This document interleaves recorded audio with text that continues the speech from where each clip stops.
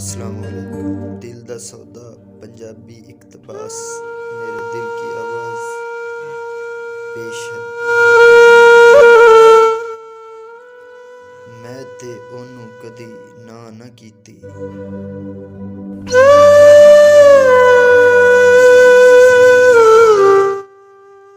ओने भी पर हाँ ना कीती।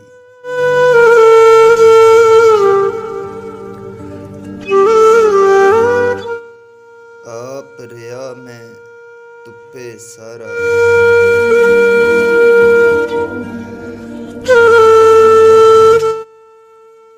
ओदे ते मैं छां भी कीती।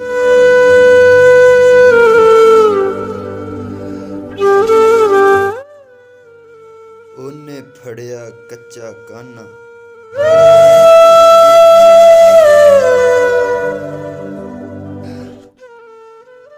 मैं ते अगे बां भी कीती।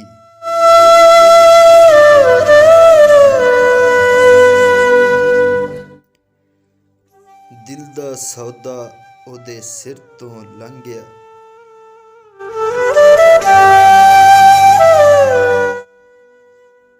मैं ते इश्क दी पग तां नूं कीती।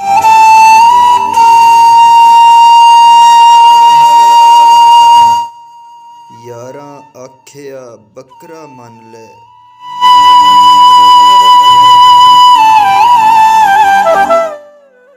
मैं ते पूरी गां भी कीती।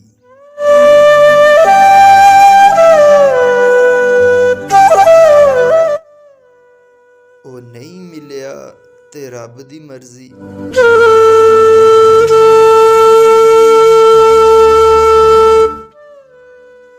मैं ते अपनी जिंदड़ी ओदे नां भी कीती।